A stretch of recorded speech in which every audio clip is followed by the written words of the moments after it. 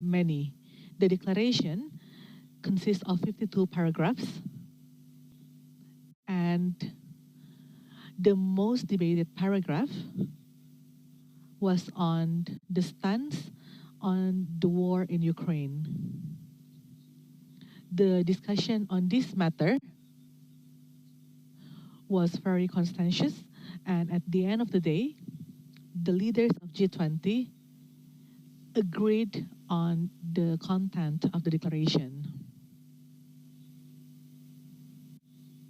Namely, condemnation to the war in Ukraine, since it is a violation of territorial integrity. This war has caused massive public suffering and also jeopardizing the global economy that is still vulnerable from the pandemic, which also cause risk for food and energy crisis as well as financial crisis. The G20 discussed about the impact of war to the global economy condition. Some concrete actions and tangible actions were also agreed, including the establishment of pandemic fund, and so far we have raised 1.5 billion US dollars for the pandemic fund. And the establishment and operationalization of Resilient and Sustainability Trust under the IMF in the amount of 81.6 billion US dollars to assist countries suffering from crisis.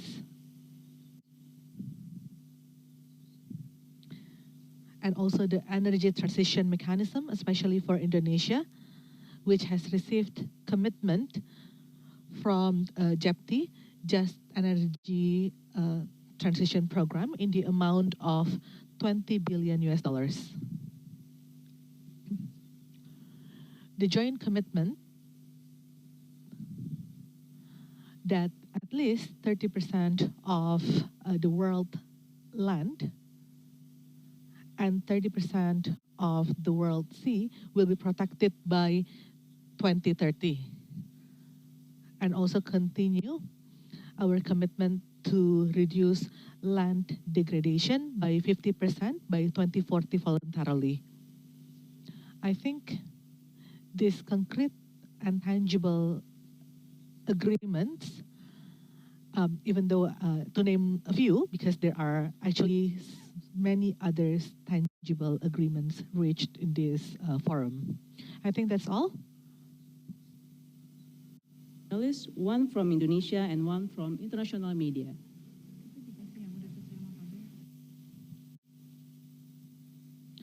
Please, Indonesia first. Indonesian journalists first.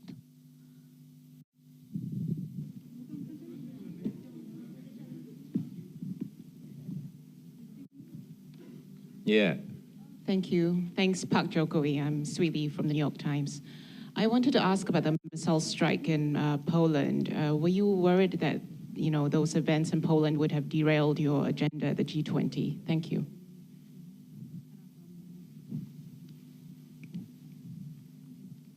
First, I regret the incident in Poland.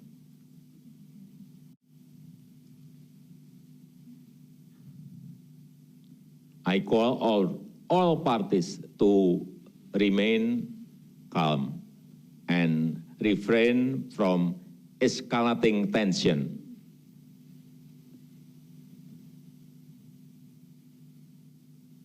I always state that war will only bring devastation. Therefore, we must stop the war. And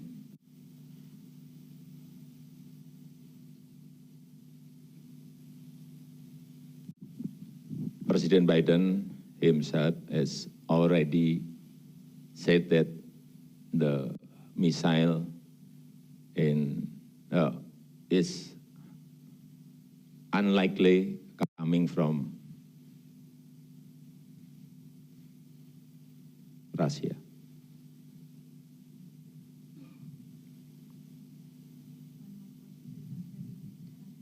One more question from national media.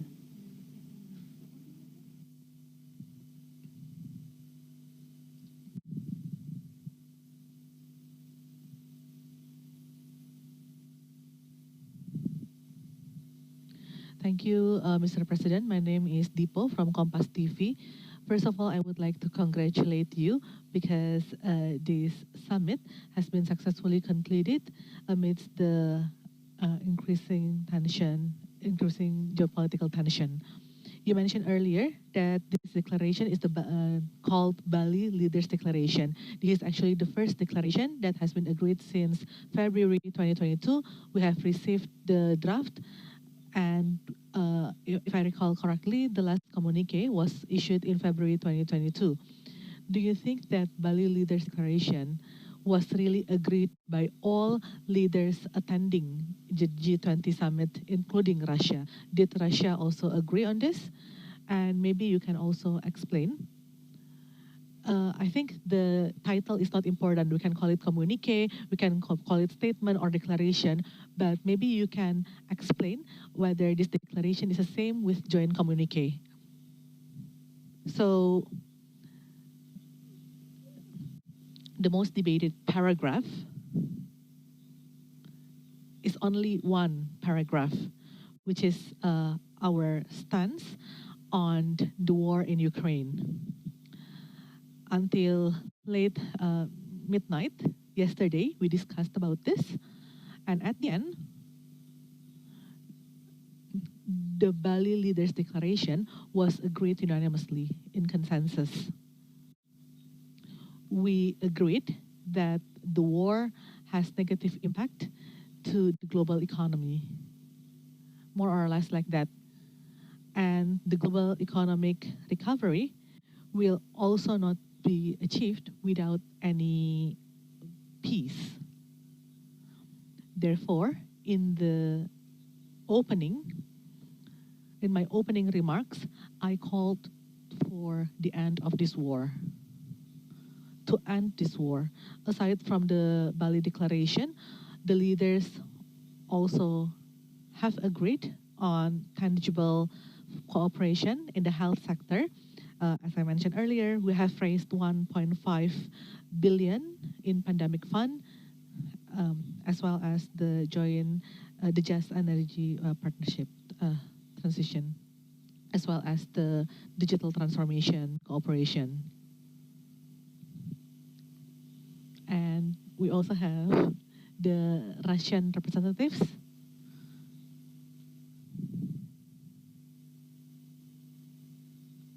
attended the summit at that time.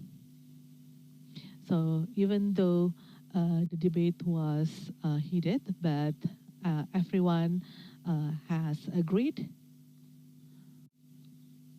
and the Bali Declaration has been announced. And after this, I would like to ask the ministers to continue with other explanations, but I would like to add that, again, I would like to remind everyone that G20 is an economic forum, a financial forum,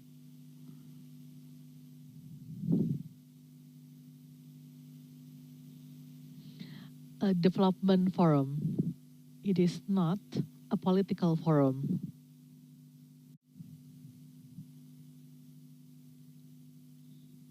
So,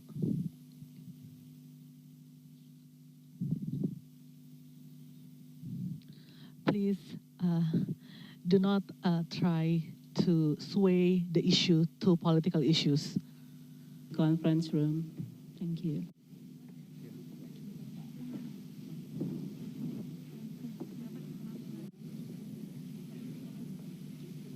Makasih ya, Mbak. Maaf ya kalau kurang. Bentar aja. Iya. Berapa pertanyaan aja, Bu? Ibu mau berapa pertanyaan? 5 pertanyaan? 3 pertanyaan?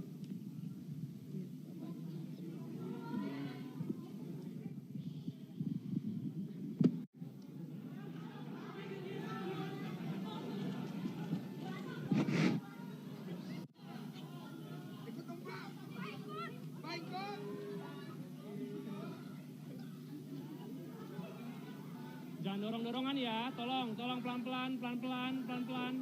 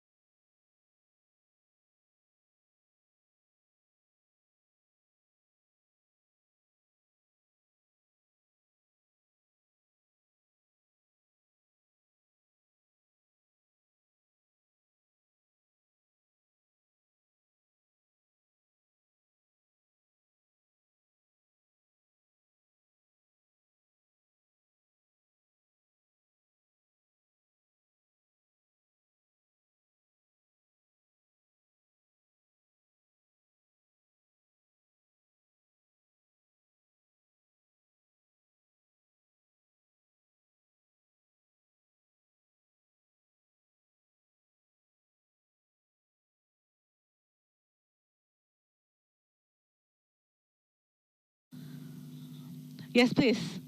Please, the one in front. One. Yeah, please give him or her the microphone. But please be seated first.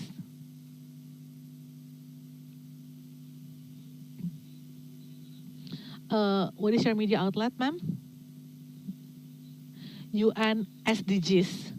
Okay, one from UN SDG, one from BBC, one from CNBC. Oh, not CNBC, CNN. Please.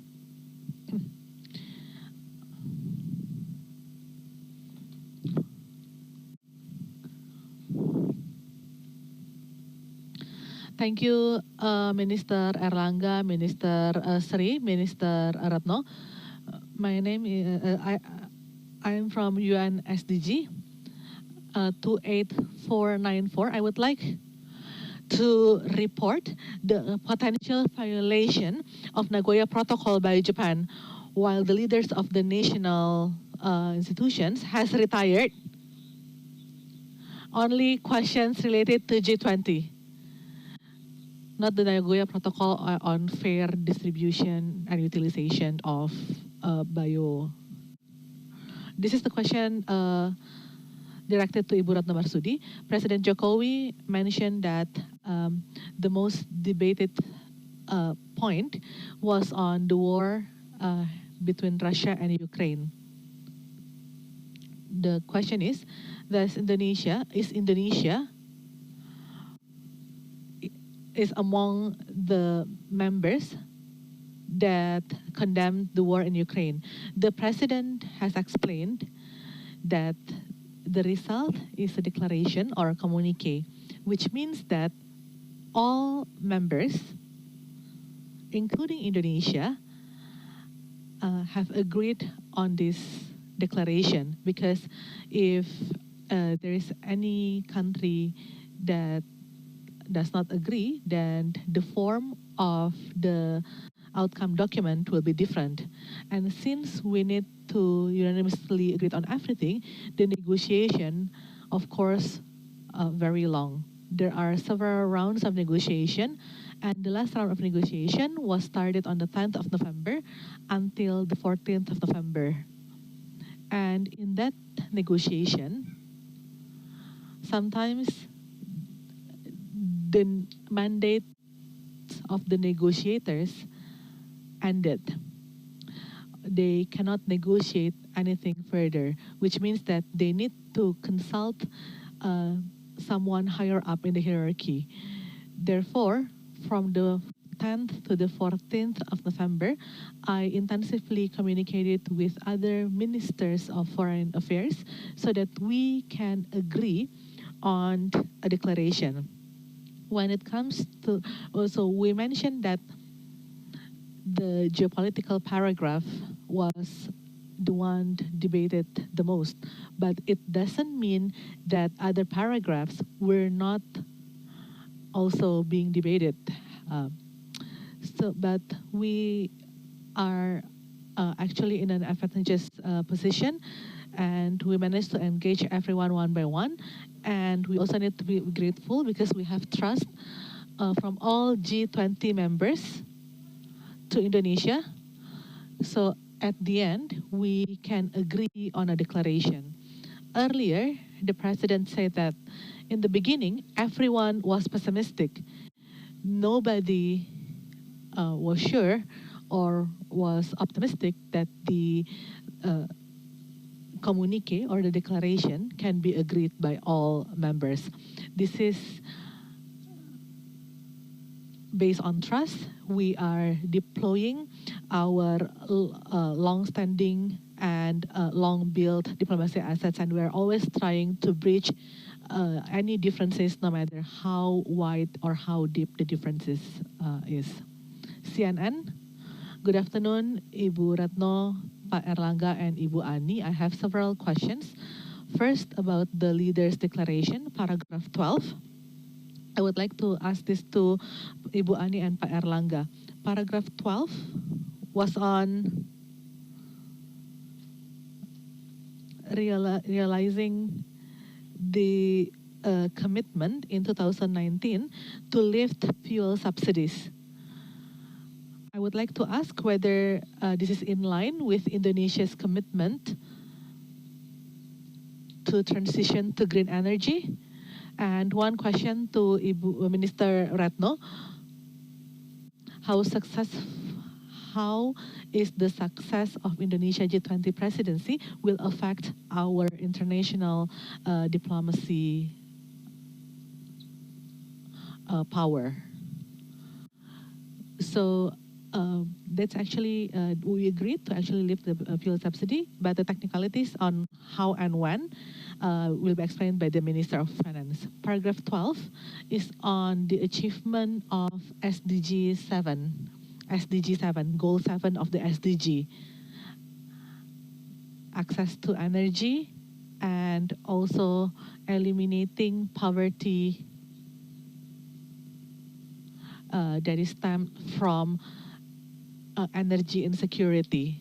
But at the same time, energy is also a sector that produces carbon dioxide emissions, one of the biggest sector that produce carbon dioxide emission, including in Indonesia. If we see our NDC, the energy sector is the one that actually produce the most carbon dioxide and also the most hard to achieve in terms of the balance to reduce the emission.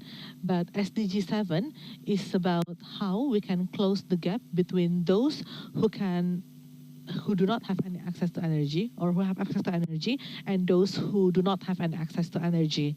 And in this paragraph, we discussed about different measures that should be taken.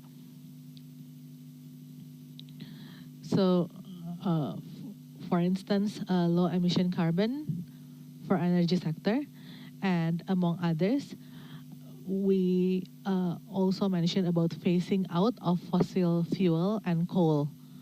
This is actually one of the paragraphs that was not easy to achieve because in G20 we have Saudi Arabia and UAE that is rich in fossil fuel. So they ask for a more prudent phasing out and more gradual phasing out. And when we talk about transition to green energy, it is not only a matter of subsidy, but also financing to retire or to decommission coal-fired power plant, and also investment for new and renewable energy.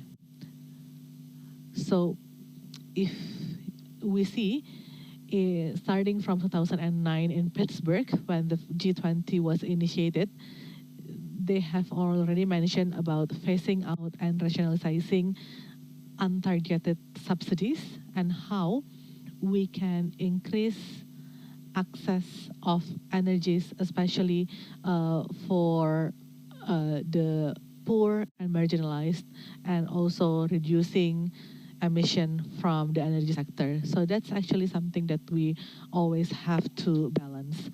And for G20, as mentioned by the President, for energy transition mechanism, Indonesia received very strong support. We have designed the phasing out of coal sector. We received 500 million funding from Climate Investment Fund and also from Just Energy Transition Partnership Program. 20 billion indicated fund from various sources that can be used and will be dedicated for energy transition. So this is all come in a package. Madam Foreign Minister, so in this energy transition program, the U.S. government also launched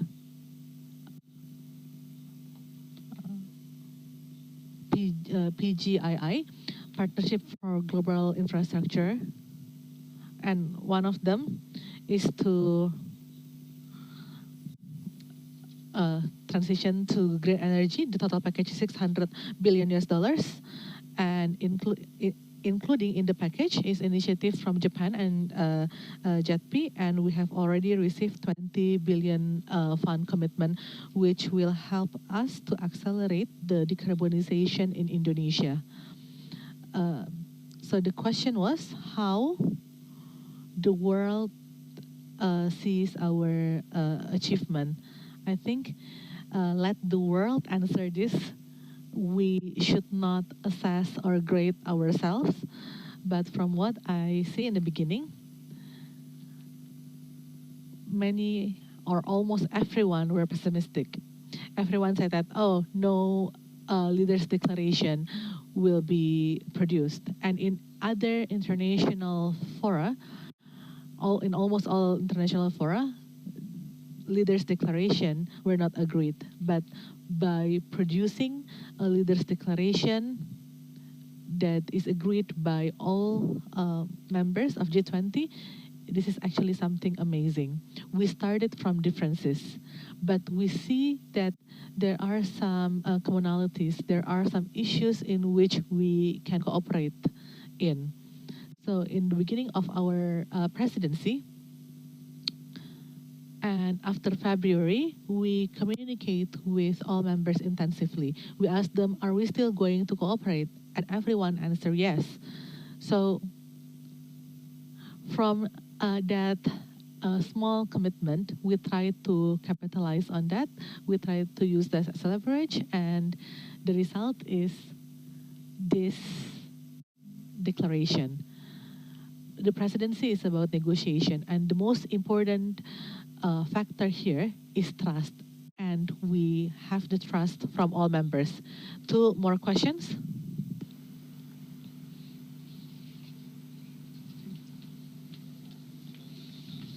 From Katadata and TVRI, and one from China. Katadata.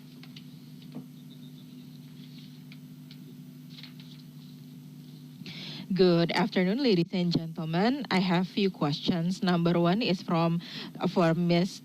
Retno. Indonesia is doing free and active political stance, and because one of the point of declaration is condemning the war in Ukraine, you are leaning to one side. Am I wrong? And second, for Mrs. Retno as well, point number 33 on declaration. We have SDR, and it will be continued by India. How can we get to 100 million out of the 81 million right now, and where do the commitments come from? There are many parties saying that free and active are neutral. I think free and active means that we are free to determine the position, opinion, and active in actively contributing to achieve peace globally. And we are known in our foreign policies to implement principle-based policies as contained in UN Charter. And you can see the consistencies in implementing this. When we are talking about territorial integrity, very clear, consistently. Terkait dengan on SDR, essentially, paragraph 33 on number 1, the ability of multilateral institutions to respond, the need for countries due to pandemic. After pandemic, there are a lot of countries implementing fiscal space, monetary space, and we have energy and food crisis, and many are not sustainable. IMF, in this case, offered a mechanism, 81.6, in which voluntarily the member of IMF can lend their SDR and contributed to become the source of other countries needing that funding. And 81.6 billion is from IMF countries, especially in the special drawing route, is equivalent to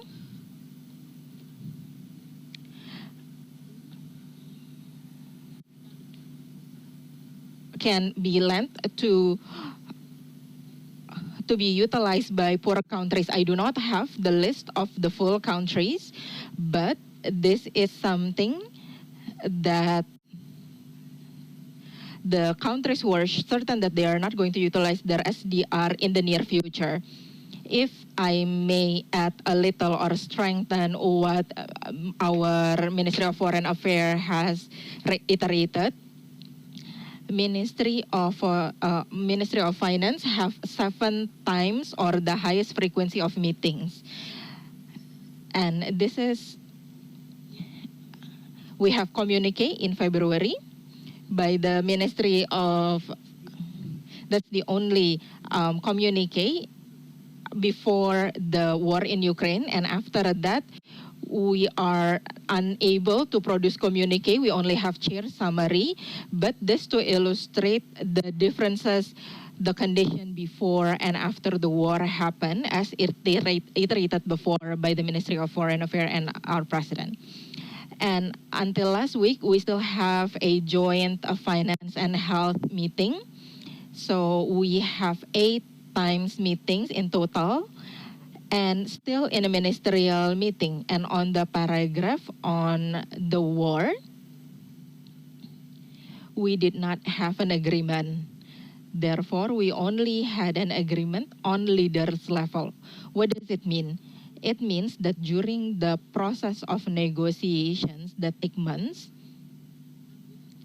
the members of G20 fully respect Indonesia's position, that continuously try to bridge the differences, and we are not trying to isolate other countries and continue to create momentum for cooperation. And that is one of the factors under the leadership of President Joko Widodo is very clear that we have the respect and trust. Lastly, from China, because we have limited time. I'm from China Central Television, the Chinese media group. Thank you so much for this chance. I would like to know, because Chinese President Xi had 2 important speeches during the G20 summit, which he explained the 3 points of his global development initiative, and he also proposed the digital Silk Road this afternoon. So how do you comment on this issue, and what do you think this can benefit to the whole world? Thank you. I think the digitalization we appreciate because that is in line with Indonesia focus on transformation of digital. And I think that's also in line with Indonesia chairmanship on ASEAN, that we target to make this detail of economic framework within a digital economic framework within an ASEAN. So I will sign an MOU with President China right now. So if you allow me to leave this room, the more faster I sign the MOU with your Minister of Commerce. Saya rasa karena sudah terbatas. Due to the time limitation, last question from TVRI. Silakan, mungkin langsung dari Ibu. Jadi selain deklarasi yang kita Aside from the declaration, if you see the document, it has some annexes, especially Annex B. Annex B is G20 actions for strong and inclusive recovery. This is a list of cooperation projects. And maybe you ask why we have that kind of annex. This is actually to fulfill the Indonesia's G20 pledge that we want to bring G20 closer to concrete cooperation. So there are 361 cooperations in that annex. And during the presidency, I am looking at the Minister of Health, that's why I call it pandemics. During the presidency, we are also strengthening cooperation, bilateral cooperation with G20 countries in 3 priority sectors, and we have 140 cooperation programs.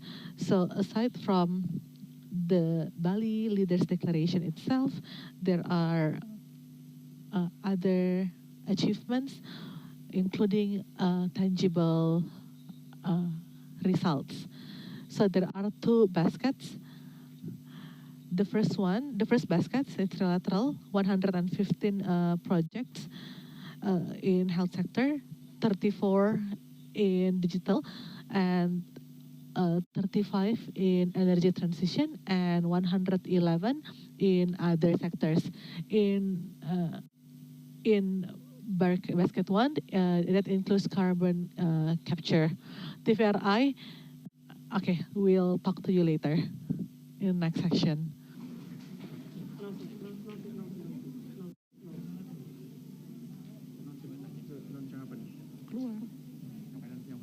Ya, semua. Nanti orang Prancis ya.